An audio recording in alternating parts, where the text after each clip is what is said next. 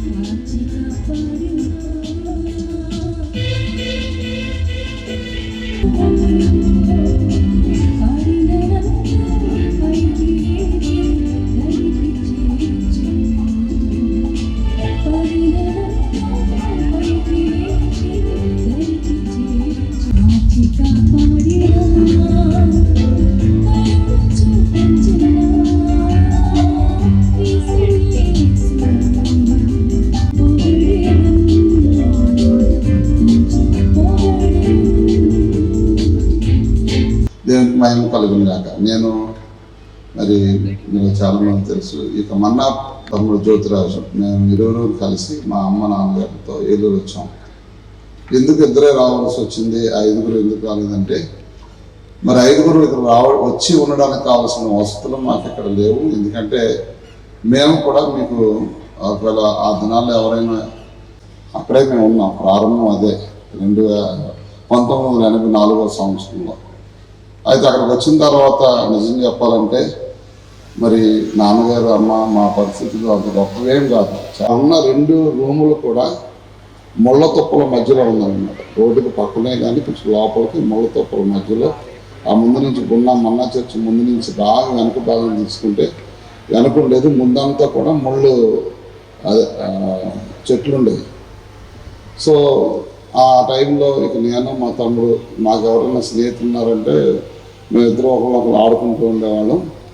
మరి మిగతా వారిని ఏం చేశారంటే, ఇక్కడికి వచ్చిన ఒకేసారి 5గురిని పెంచే పరిస్థితి కానీ, లేకపోతే పోషించే పరిస్థితి కానీ మాకు ఆ సమయంలో లేనందువలన అమలాపురంలోనే మరి మా పెద్దక్క కానీ, చిన్న రెండో అక్క కానీ, మా అన్నయ్యని కానీ అక్కడే ఉంచేశారు. మిరియం చిల్డ్రన్స్ హోమ్లో వారిని అక్కడ ఉంచడం జరిగింది. సో ఆదివారం వచ్చేటప్పటికి ఆ తర్వాత రాను అదే చిన్న గృహంలో మరి నేను, మా అమ్మ, మా నాన్న, నేను, మా తమ్ముడు, మేము 4గురం కలిసి ఆరాధన చేస్తూ ఉండేవాళ్ళం. మాకు ఆరాధనలు ఏం అర్థమయ్యేది కాదు, ఎందుకంటే అమ్మమోహం, నాన్నమోహం, అమ్మ సహనం కూడా తెలిసేది మాకు.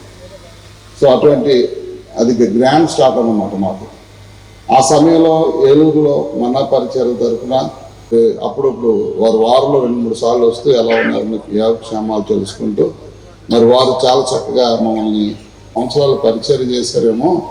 ఆ 14 సంవత్సరాల వ్యవధిలో మాకు మంచి వ్యవధిలో మాకు మంచి క్వార్టర్స్ ఇచ్చారు. బాగానే పెరుగుతున్నాం, చాలా చక్కగా ఉన్నాం, మంచిగా ముందుకెడుతున్నాం అనుకున్న సమయంలో ఒకేసారి ఇక్కడికి వచ్చేటప్పటికి నిజంగా చెప్పాలంటే ఒక నిరాశ్రయ పరిస్థితి అన్నమాట. అలాంటి పరిస్థితుల్లో మరి దేవుడు మాకు ఒక కెరసనాయిల్ స్టవ్ మరి ఇంట్లో పెట్టుకోవడానికి పెద్ద డేక్షాలు తెచ్చుకోవడానికి ఉంచుకోవడానికి కూడా పరిస్థితి లేనందువల్ల అన్ని సామాన్లు తెచ్చుకోలేదు. కొన్ని చిన్న కెరసనాయిల్ స్టవ్తో పాటు కొన్ని డేక్షాలు అవి తెచ్చుకున్నాం. ఏ రోజన్నా కొన్ని ఎక్కడికన్నా వెళ్ళి మరి మరి సువార్త చేసి వద్దాం అప్పటి వరకు ఎవ్వరు పరిచయం లేదు ఏలూరులో. మా అక్క వాళ్ళు జ్యోతక్క, కేజక్క వారిని కూడా అమలాపురం నుంచి ఏలూరు తీసుకురావడం.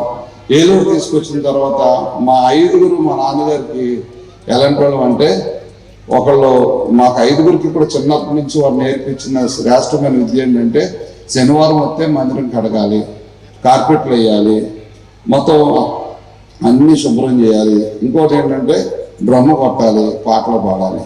ఒక్కొక్కసారి ఉపవాసం మాకు చిన్నప్పుడు ఇక ఎక్స్క్యూజ్ లేదు దాంట్లో.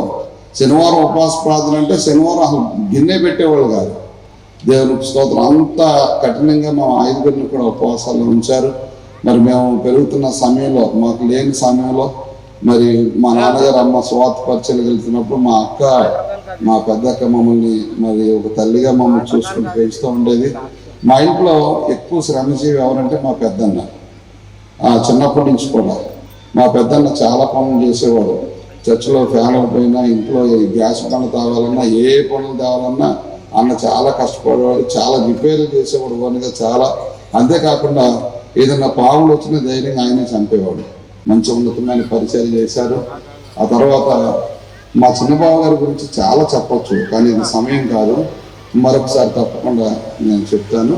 దేవునికి స్తోత్రం. అలాగా రెండో బాబు గారిని కూడా దేవుడు నాకు ఇచ్చాడు. అండమాన ఉన్నతమైన పరిచర్య వాళ్ళు చేస్తూ ఉన్నారు. మరి ఈరోజు మా పెద్దన్న గురించి మీ అందరికీ తెలుసు. జ్యోతి బ్రదర్స్తో కలిసి చాలా ఉన్నతమైన సేవ చేశారు. మరి మా పెద్దన్న నిజం చెప్పడం చాలా మౌనంగా ఉంటాడు, కానీ చాలా గొప్ప కార్యాలు చేస్తూ ఉన్నాడు. మరి మంచి ఆరాధన నాయకుడు, మంచి మ్యూజిక్ కంపోజరు, అంతేకాకుండా చాలా విరివిగా దేవుని కొరకు రాత్రనక పగలనక మరి ఎంతో ఉన్నతంగా వాడబడిన వ్యక్తి మా పెద్దన్న. ఈ రీతిగా నాన్నగారు అమ్మ ఏదైతే మా జీవితంలో విత్తారో దేవునికి స్తోత్రం. ఇంకొక నిజం చెప్పాలి మీ అందరికీ. ఈరోజు గొప్ప సంతోషకరమైన సంగతి ఏంటంటే, ఆ ఊర్లో ఆ ఏరియాలో ఉన్న పెద్దలందరూ కూడా మన్నా చర్చ్ యొక్క ఎదుగుదల చూసి ఒకరోజు నాన్నగారి దగ్గరికి వచ్చారు. వచ్చి, అయ్యా పాస్టర్ గారు మీ దగ్గరికి చాలా మంది వస్తున్నారు, మరి ఏరియా పెద్దలందరూ మేము మీ దగ్గరికి వస్తున్నాం, ఒక మాట అడగాలి మిమ్మల్ని అడిగారు. ఏంటి అని అడిగితే, ఈ కాలనీకి ఒక పేరు పెడదాం అనుకుంటున్నాం, ఏం పెడితే బాగుంటుంది, మీరు పెద్దలు మరి గౌరవనీయులు మీరు చెప్తే బాగుంటుంది అంటే నాన్నగారు చెప్పారు, ఈ ప్రాంతానికి శాంతి నగరం పేరు పెట్టండి అని. దేవునికి స్తోత్రం. హల్లెలూయా. సో ఆ రోజు నాన్నగారి నోటి నుండి పలికిన మాట శాంతినగర్ అనే. మరి నిజంగా అంటే అన్ని రకాల ప్రజలు కూడా నాన్న అమ్మ ప్రేమకి వారు ముగ్ధులై చాలా సంతోషంగా దేవుని ద్వారా పంపబడ్డ ఒక గొప్ప సేవకులను వారిని ఆ రీతిగా గౌరవించారు. దేవునికి స్తోత్రం. కూడా భాగస్వాములుగా చేసినందుకు దేవునికి కోట్ల స్తోత్రాలు తెలియజేస్తూ, మా నాన్నగారిని అభినందిస్తూ, మా తమ్ముడి గారిని అలాగే మన్నా సంఘాన్ని ఆ నాన్నగారు కూడా ఒకసారి ముందుకు రావాలని కోరుతున్నాం. దేవునికి స్తోత్రం. మా అందరి కోసం ప్రార్థన చేశారు. చిన్ననాటి నుంచి కూడా ఇక్కడ చాలా మంది మరి పరజ్యోతి బాబుని దీవించున్నాయా, జ్యోతిరాజు బాబుని దీవించున్నాయా, పౌలు బాబుని దీవించున్నాయా, మీ అందరి ప్రార్థన మరి ఆ పరలోక తండ్రి మమ్మల్ని స్థితికి తీసుకొచ్చాడు. మీకు కూడా హృదయపూర్వక వందనాలు తెలియజేస్తున్నాం. దేవునికి స్తోత్రం.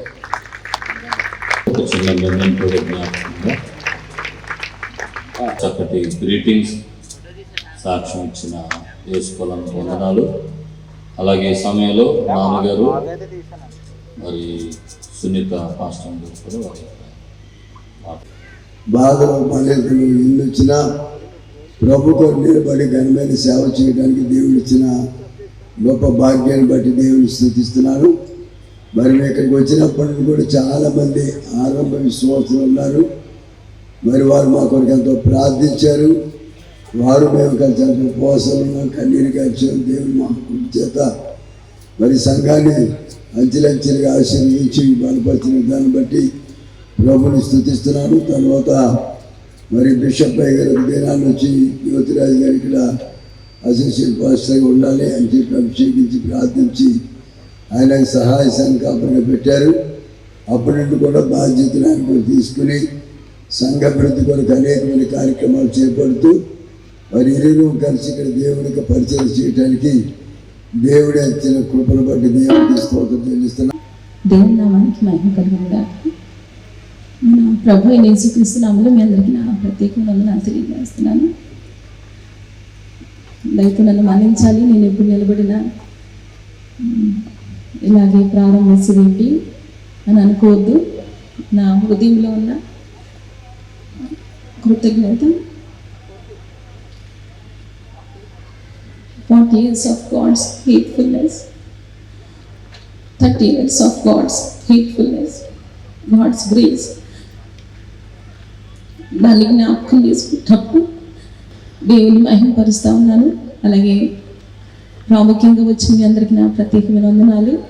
అలాగే దైవజనుడు దీవెనలకు, అలాగే జాన్ ఎస్టీ రాజా గారికి, ఏలూరులో ఉన్న దైవజనులందరికీ, అలాగే బావగారు, జ్యోతక్క, కేజక్క, అలాగే సుమని అక్క, తర్వాత అందరికీ, కుటుంబ సభ్యులందరికీ కూడా నా ప్రత్యేకమైన వందనాలు తెలియజేస్తున్నాను. సంజయ్, అలాగే కుటుంబ సభ్యులందరికీ, పెద్ద హ్యారీ, మా కుటుంబ సభ్యులందరినీ బట్టి కూడా నేను దేవుని స్తుతిస్తూ ఉన్నాను. ఈ రోజున ఈ రీతిగా ఈ కార్యక్రమాల్లో పాల్పంపులు పొందడానికి దేవుడు చూపిన కృప కొరకు నేను దేవుని స్తుతిస్తూ, ఎన్నో పరిస్థితుల్లో నుంచి ఈ సంఘం నడిపించబడుతూ ఉంది. ఎప్పుడు అంకుల్ ఆంటీ మాతో చెప్తూ ఉంటారు వాళ్ళ పరిస్థితులన్నీ కూడా సాక్షిరూపకంగా. అవన్నీ జ్ఞాపకం చేసుకున్నప్పుడు దేవుని కృప ఎంత గొప్పదో అర్థమవుతూ ఉంటుంది. అలాగే జ్యోతి బ్రదర్స్ టీమ్గా పరిచర్యలు ఎంతో అద్భుతంగా జరిగించబడడానికి ఈ ఏలూరు పట్టణానికి నేను చెప్పగలను తప్పకుండా అనేక మంది విశ్వాసులు ఆధ్యాత్మికంగా ఎదగడానికి మన్నా సంఘం, అలాగే జ్యోతి బ్రదర్స్ టీం ఎంతో అద్భుతమైన పరిచర్యలు అందించాలని చెప్పడానికి నేనేమాత్రం సందేహించడం లేదు. ఎందుకంటే ఏలూరు పట్టణాన్ని మేము ప్రేమిస్తున్నాం, ఏలూరు పట్టణం కొరకు మేము ప్రార్థన చేస్తున్నాం. సంఘ భేదం లేకుండా ఎప్పుడు మేము మా ప్రార్థనలో ఏలూరు పట్టణం కొరకు ఎప్పుడు జ్ఞాపకం చేసుకుంటూ ఉంటాం. అలాగే జ్యోతి బ్రదర్స్ టీం 30 సంవత్సరాలుగా వారందరూ కలిసి ఐక్యతతో వారు చేసిన పరిచర్య చాలా గొప్పది. ఒక్కొక్కరికి నేను పేరు పేరున నా ప్రత్యేకమైన వందనాలు తెలియజేస్తున్నాను. జ్యోతిరాజు గారు ఎక్కడ ఏ సెలవున పండుగలు అంటే అక్కడ వచ్చి పరిచయం చేసి అదే భారంతో ఈ పరిచయలో ముందుకు వెళ్ళారు. వారు చేసిన పరిచయం పట్టుకొని నేను దేవుణ్ణి స్తుతిస్తూ ఉన్నాను. ఈ 30 సంవత్సరాల పరిచర్యలో మాకు తోడుగా ఉండి మమ్మల్ని ఎన్నోసార్లు బలపరిచారు, మమ్మల్ని ఎన్నోసార్లు ఆదరించారు, మాకు ధైర్యం ఇచ్చారు. వారిని బట్టి మొట్టమొదటిగా వందనాలు తెలియజేస్తూ, అలాగే 40 సంవత్సరాలు మన్నా పరిచర్యలో కూడా మాకు ఎంతగానో సహకరించిన సంఘం ఉన్నారు. వారిని బట్టి నేను నిజంగా దేవుని స్తుతిస్తూ ఉన్నాను. చాలా ప్రేమ కలిగినటువంటి సంఘం, త్యాగం కలిగినటువంటి సంఘం. అలాగే దైవజనుడి మాటకి ఏ మాత్రం కూడా ఆలోచన లేకుండా వారు చెప్పిన దానికి విధేయత చూపించి ఈ 40 సంవత్సరాల పరిచర్యలో ఎంతమందికి ఆశీర్వాదకరంగా ఉండడానికి, పరిచర్యల్లో దీవెనకరంగా ఉండడానికి సంఘం అంతా కూడా సహకరించారు. వారందరూ బట్టి కూడా నేను దేవుని స్తుతిస్తున్నాను. పేరు పేరు చొప్పున మన్నా సంఘ సభ్యులందరికీ కూడా దేవుని సేవకురాలుగా నా శుభాలు నేను తెలియజేస్తా ఉన్నాను. అలాగే వచ్చిన మీ అందరూ కూడా నా ప్రత్యేక వందనాలు తెలియజేస్తూ, వారు దానిని గురించి తెలియజేస్తారు అని అక్కడ మాట మనం చదువుతూ ఉంటాం. ఆయన నీతిని ప్రచురపరుస్తున్నారన్న మాట మనం చదువుతున్నాం. ఒక తరము అంటే ఇక్కడ సేవించారు, అది చాలా గొప్ప కార్యము. దాన్ని మనం కొనియాడుతున్నాం. అందరి మనసులో కూడా ఒక సంతోషమైనటువంటి భావం కలిగి ఆయన నీతిని ప్రచురపరుస్తూ దేవునికి మహిమకరంగా బ్రతకాలని దేవుని సేవకులుగా తెలియజేస్తున్నాను. అలాగే నేను జ్యోతిరాజు గారికి సత్యమణిగా, అలాగే భారీగా రావటం దేవుని కృపగా నేను భావిస్తూ ఉన్నాను. చాలా భారం కలిగిన దైవజనులు, చాలా ప్రేమ కలిగినటువంటి దైవజనులు. నేను సేవకుల కుటుంబంలో నుంచి రాలేదు. మా ఇంట్లో పాస్టర్స్ ఎవరు లేరు. అప్పుడు నా జీవితాన్ని కూడా ముగించుకుందాం అనుకున్నాను. నేను పరిచయం చేయలేనేమో అని ఎన్నోసార్లు కృంగిపోయిన పరిస్థితుల్లో దేవుడు తన వాక్కు ద్వారా నన్ను చాలాసార్లు బలపరిచారు. ఆ దేవునికి నేను హృదయపూర్వకంగా ఈ సంఘంలో ఈ మధ్య సమాజం మధ్య నేను దేవునికి వందనాలు తెలియజేస్తూ ఉన్నాను. దేవుని కృప కొరకు నేను వందనాలు తెలియజేస్తూ ఉన్నాను. జ్యోతిరాజు గారికి కూడా నా వందనాలు తెలియజేస్తూ, ఆయనకి పరిచయం చేయడానికంటే సహాయం అందించడానికి, అలాగే మన్నా సంఘానికి పరిచయం చేయడానికి, ఏలూరు పట్టణానికి పరిచయం చేయడానికి, ఇంకా అనేక నశించిపోతున్న ఆత్మల రక్షణ కొరకు పరిచయం చేయడానికి నా జీవితాన్ని నేను డెడికేట్ చేసుకున్నాను. నా జీవితం అంతవరకు ఇదే సమర్పణ నేను కలిగి ముందు కొనసాగినట్లుగా నా కొరకు ప్రార్థించవలసిందిగా ప్రభు పేరిట తెలియజేస్తూ, ఏలూరులో ఉన్న అనేక మంది దేవుని సేవకులు మమ్మల్ని చాలా ప్రేమించారు. వారందరూ కూడా మరొక నా ప్రత్యేకమైన వందనాలు తెలియజేస్తూ నా మాటలు ముగిస్తున్నాను. దేవుడు మనల్ని అందరినీ దీవించిన గాక. అలాగే నా కుటుంబ సభ్యులందరూ కూడా, నేను చిన్నదాన్ని అయినప్పటికీ నన్ను చాలా ప్రేమిస్తారు.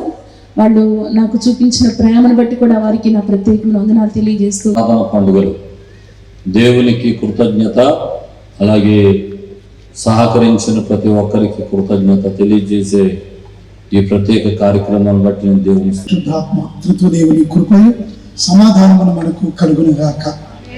ప్రభునందు ప్రియ దేవుని బిడ్డలారా, ప్రభు నామమున మీకు అందరికీ శుభములు.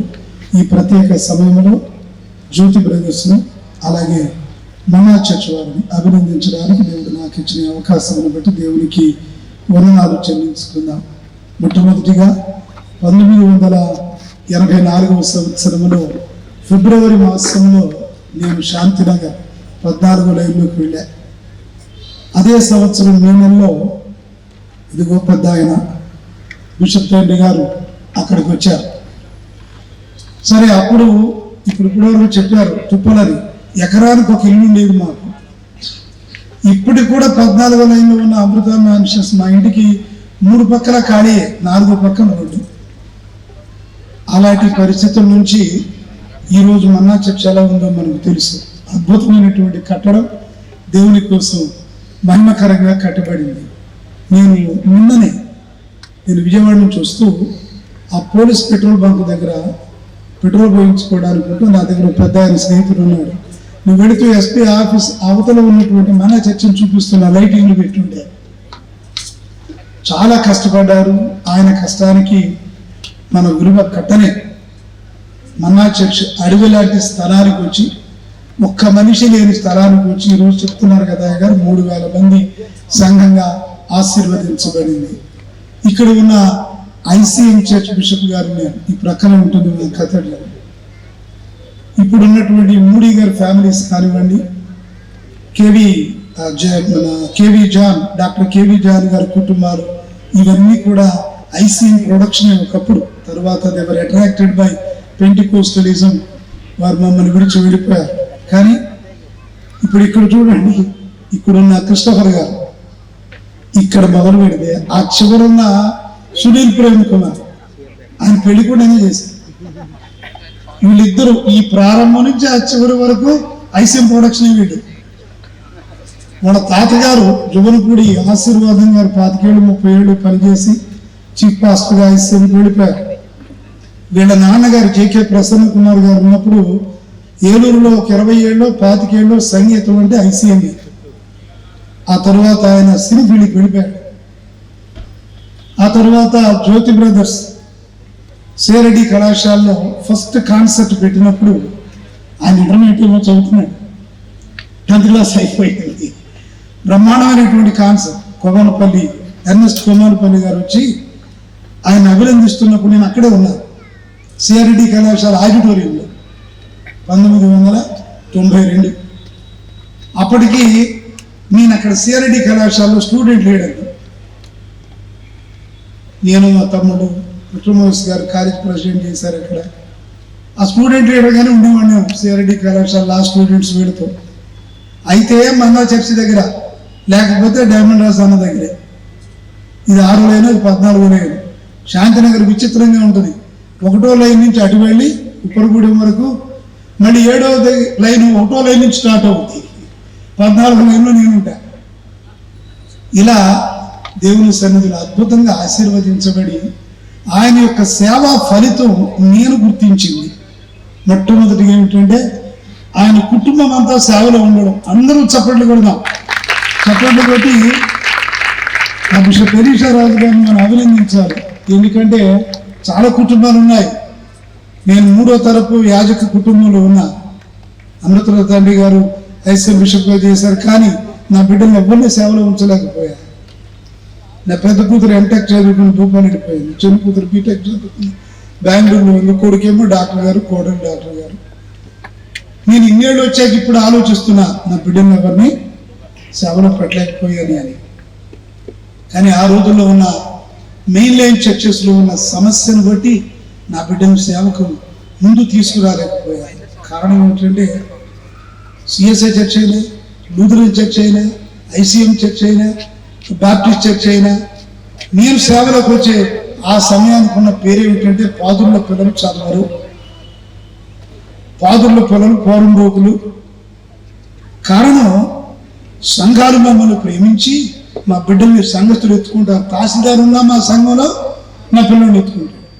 అలాంటి పరిస్థితుల నుంచి మేము బయటపడిన రోజున రాష్ట్ర వ్యాప్తంగా జ్యోతిరాజు గారి పేరు వచ్చిందేమో కానీ నాకు మరొక సంతోషం ఏమిటంటే ఆయన బట్టి ఏలూరుకు కూడా పేరు వచ్చింది కదా.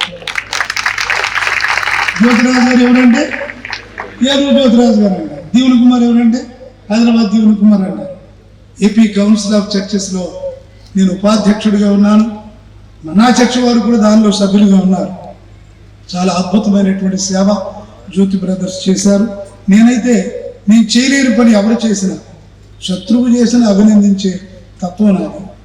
మనం చేయలేని పని, నాకు సంగీతం రాదు, నేను వాయించడం నాకు తెలియదు, కానీ పరంజ్యోతి ఈయన పరంజ్యోతి గారి యొక్క మామగారు కూడా నాకు చాలా మంచి స్నేహితుడు, పరిశుద్ధరాజు గారు. అలా ఈ కుటుంబాలతో మాకున్నటువంటి ప్రేమ అభిమానంతో ఈరోజు నాకు తూర్పు కొత్తపల్లిలో చాలా పెద్ద సభ ఉంది, లింగపాలెం మండలంలో. కానీ అయ్యా రేపు వస్తానని ఆయన చెప్పి వారి కోసం నేను ఇక్కడికి వచ్చేసాను. కాబట్టి నన్ను కొంచెం ముందుగా వెళ్ళిపోతానేమో అనుకోవద్దు. దేవుని సన్నిధిలో జ్యోతి బ్రదర్స్ని నా చర్చను నేను హృదయపూర్వకంగా అభినందిస్తూ ఐసీఎం సంఘం కృష్ణా గోదావరి అధ్యక్ష పీఠం తరపున వారిని ప్రత్యేకంగా నేను అభినందిస్తున్నాను. వాస్తవంగా నేను ఇది చాలా పెద్ద బొకే దేవాలని నేను ప్లాన్ చేశాను. నేను ఊరిలో లేక హడావుడిగా వచ్చి మీకు ఫోన్ చేసే దానిలో ఉండి అయ్యా రావచ్చా, ఎన్ని గంటలకు రావచ్చా, అయినా అంతకంటే ఎక్కువ హృదయంతో నేను మా సంఘాల తరఫున జ్యోతిరాజు గారిని అభినందిస్తున్నాను. అలాగే పెద్దలు ఎలీషా రాజయ్య గారికి అభినందన అనే మాట కాకుండా 2 చేతులతో నమస్కారం పెట్టి వారికి నేను అభినందన తెలియజేస్తున్నాను.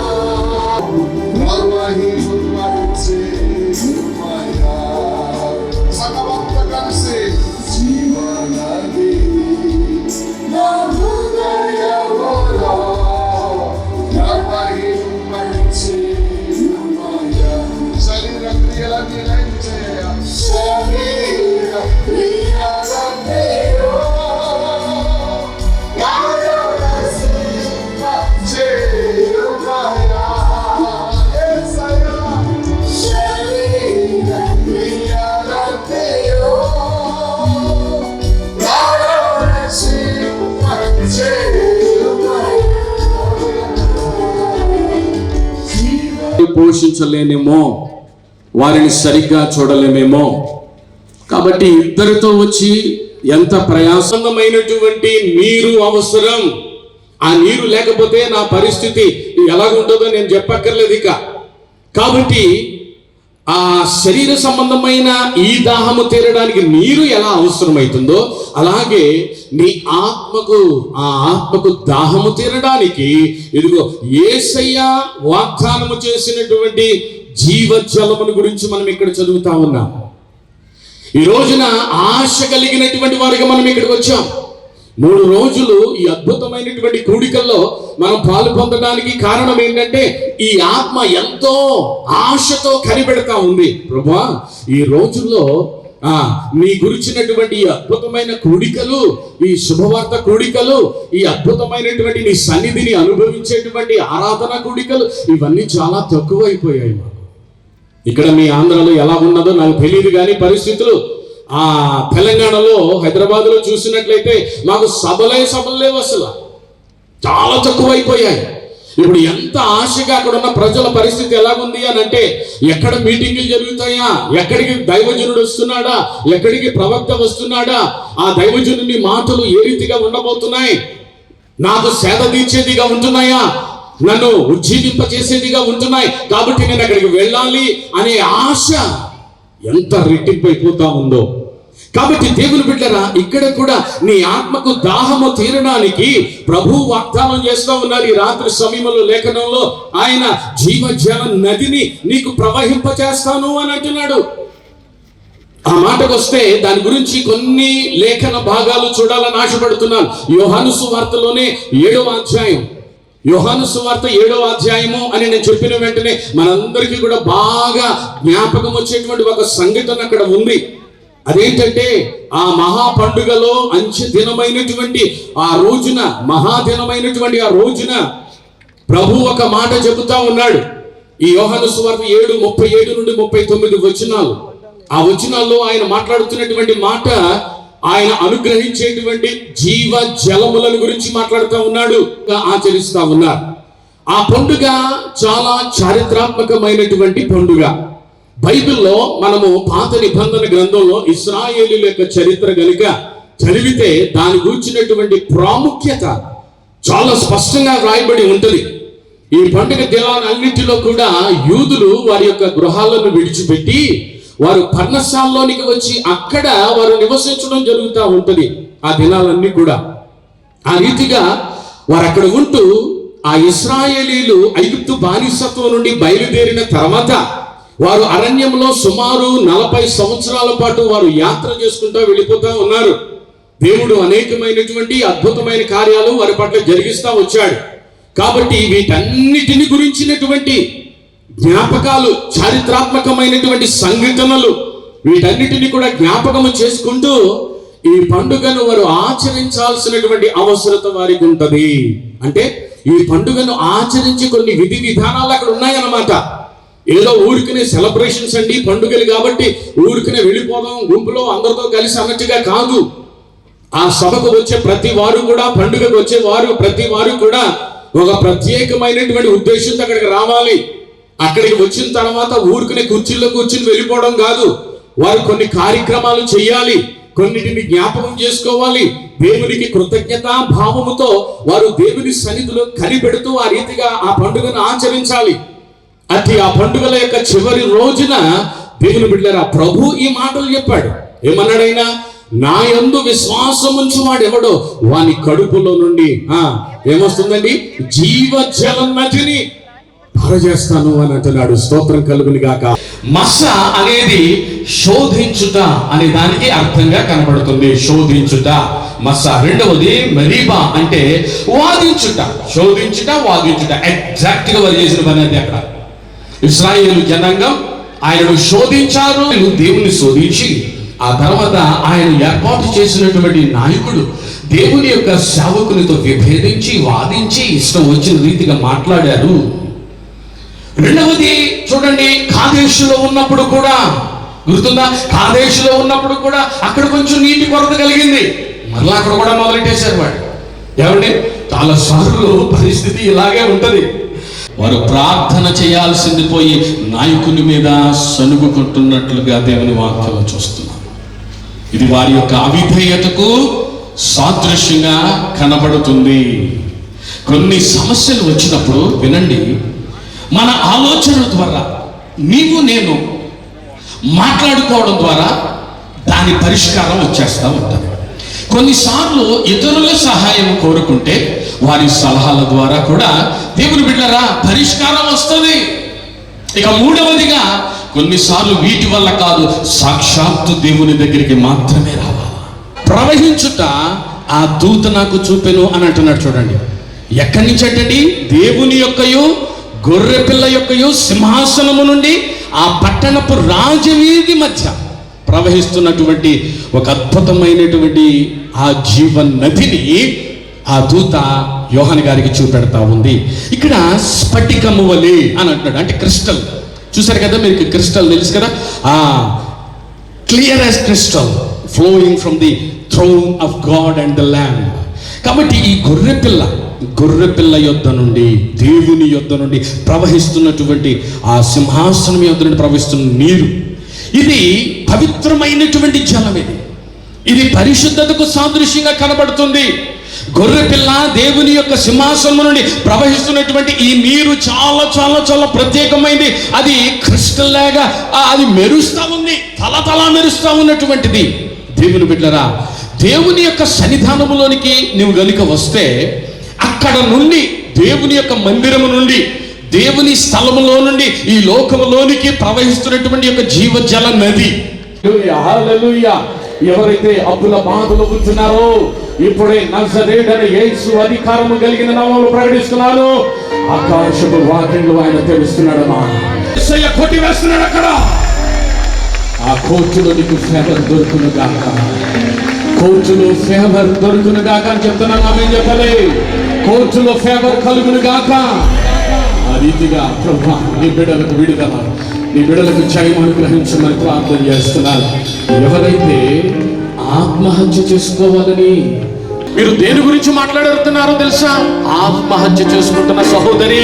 రాక్ సంఘ సీనియర్ పాస్టర్గా నా కుటుంబము తరపున, అలాగే బిషప్ రేచల్ కొమ్మాన పిల్లమ్మ గారు మా కుటుంబము తరపున, ప్రత్యేకంగా బిషప్ తండ్రి గారికి, ఎలిషా రాజయ్య గారికి, అలాగే మరి జ్యోతిరాజయ్య గారికి, యేసుపాలయ్య గారికి, పరంజ్యోతి అయ్య గారికి, ఈ కుటుంబస్తులకు నా ప్రత్యేకమైనటువంటి వందనాలు తెలియజేస్తున్నాను. దేవుడు ఇంకా రాబోయే దినాల్లో ఈ 40 సంవత్సరాలు ఒక చాప్టర్, మీరు బైబిల్ చదివితే 40 సంవత్సరాల యాత్ర ఒక చాప్టర్, 40 సంవత్సరాల తర్వాత నూతన అధ్యాయాన్ని దేవుడు ప్రారంభిస్తున్నాడు. 2 చేతులు పైకెత్తి గట్టిగా దేవునికి స్తోత్రం చెప్పండి.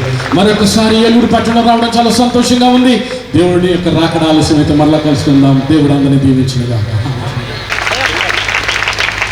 శనివారం రోజు ఈ స్టేజ్ వేసేసిన తర్వాత లైట్లు పెట్టే టైంలో ఆ రోజంతా భయంకరమైన మేఘం పట్టేసి వర్షం వచ్చేసింది.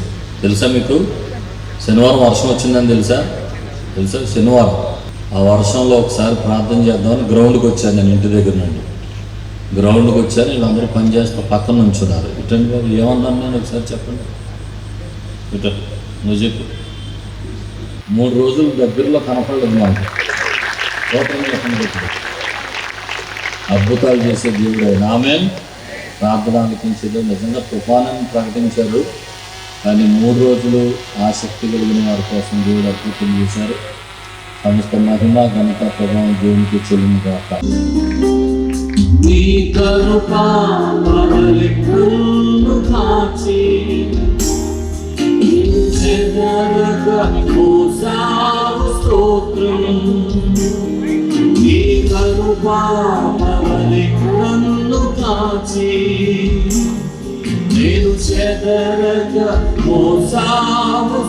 చేతులు పైకి గట్టిగా స్వరమెత్తి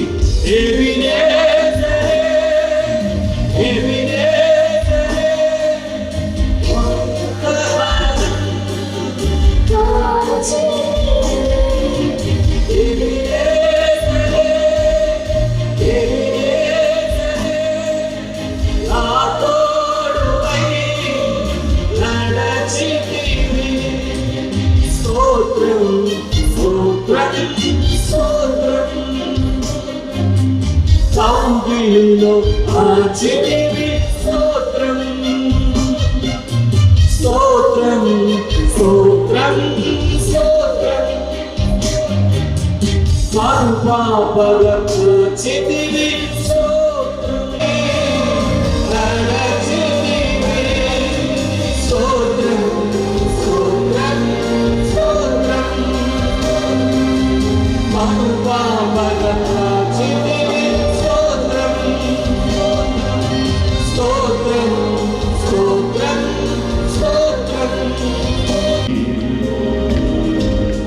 నాశలేని నాదు బ్రతుకును నీ కృపతో నింపితివి. నీవు చూపిన ప్రేమను పాడగా పదములు సరిపోవు తండ్రి. నీవు చూపిన ప్రేమను పాడగా పదములు సరిపోవు. ఎబినేజర్ చేతులు పైకెత్తి అందరం కలిసి ఎబినేజరే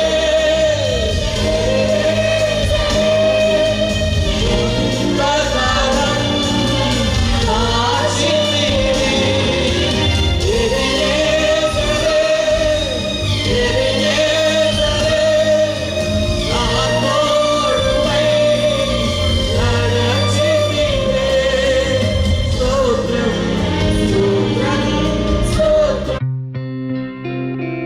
గత 20 సంవత్సరాలుగా దంత సమస్యలతో పాటు దవడ మరియు ముఖ సంబంధ సమస్యలకు చక్కని చికిత్సలు అందిస్తున్న శ్రీ రామకృష్ణ దంత వైద్యశాల, నరసింహారావుపేట, ఏలూరు.